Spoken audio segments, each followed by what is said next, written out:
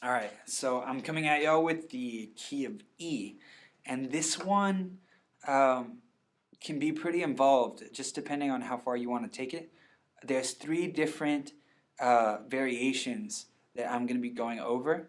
So if you're wanting to expand your chord library, I would say these are very useful. And kind of like I mentioned, I like to play what sounds best and what's still easy to play.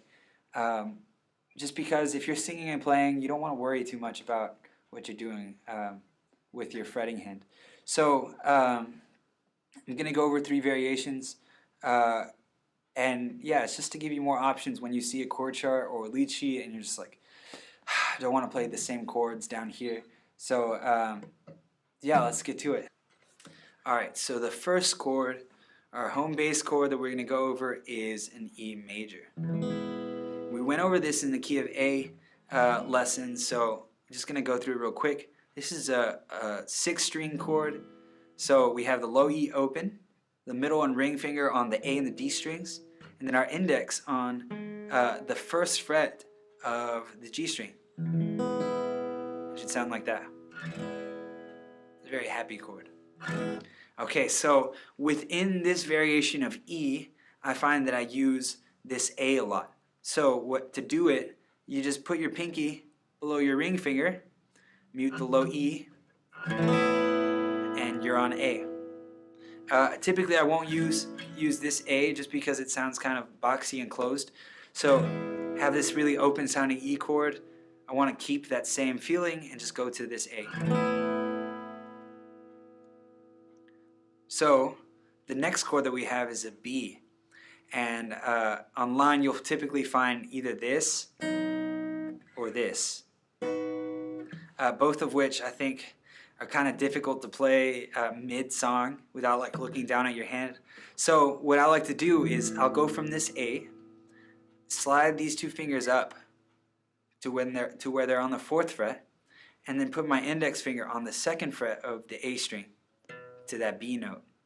And then I'll mute the low E string with my middle finger or with the tip of my index finger, whichever one, and I'll just strum the rest.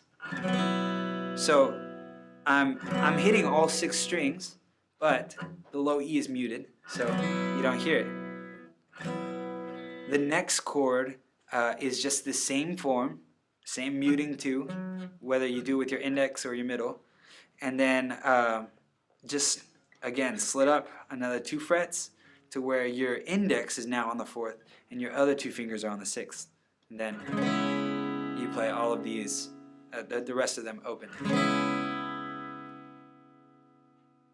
Okay, so that's the 4 main chords that you'll find in the key of E in one variation. So the next one that we're going to go through is actually going to be right here on the 7th fret. So if you notice, this looks the same as the B, the C sharp. It's just on the 7th fret now with the index and the ring and pinky on the 9th fret on the D and G strings. And this one, because we're playing an E chord, you can hit that low E and have it ring out as well. So here we go. There's an E. Alright, and the next chord that we're going to do is going to be a B. And what we're going to do is we're going to put our middle finger on the 8th fret of the G string, lift our pinky, and then bring our index finger down to the low E on the 7th fret, and then just strum every string.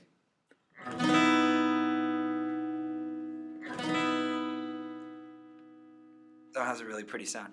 So the next chord within this variation is a C sharp. So we're going to put our pinky back to where it was. Now these are back together on the 9th fret, and here we have the C sharp with our middle finger on the 9th fret as well. So everything's there on the 9th fret, and then on this one we're going to be muting the A string, which should kind of happen naturally just the way that your finger lays down to reach that C sharp. So strumming all 6 strings, that's the sound that we get.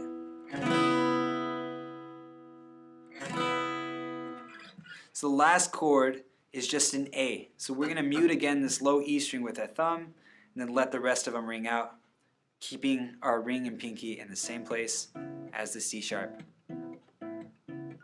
Yeah, so should sound like that.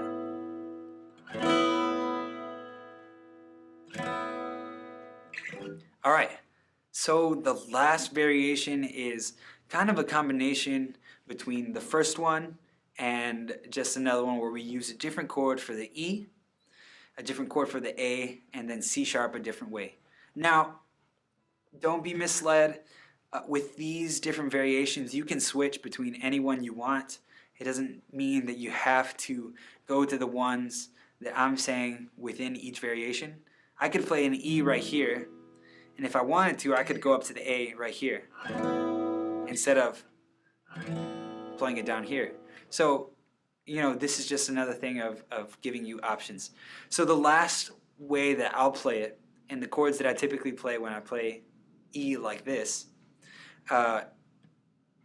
they're just going to be just a slight bit different. So for this E, we're going to play the second fret of the A and D strings with our index finger together. So we're going to bar those two notes, and then we're going to play the fourth fret of the G string with our pinky. So it should sound like this. However, we want this to be a 6-string chord as well. So what we're going to do is we're going to let that low E ring open, and then you have to do this kind of like, you have to lift up your index finger a little bit because we want to hear the high strings. So it should sound like this. And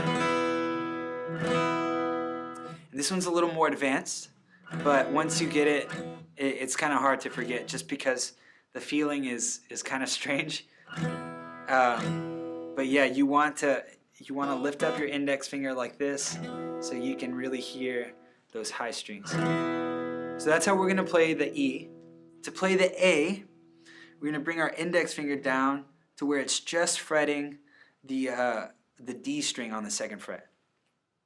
And then when I play this, I don't want to hear the E string again, so I'm going to mute it with my middle finger and then let the rest of them ring out. So that's an A. And then the B is going to stay the same. So I'm going to bring my ring finger back to the 4th fret on the D string, and then my index finger to the 2nd fret of the A string, just like before, while muting that low E. And then C sharp, this is another one that's different.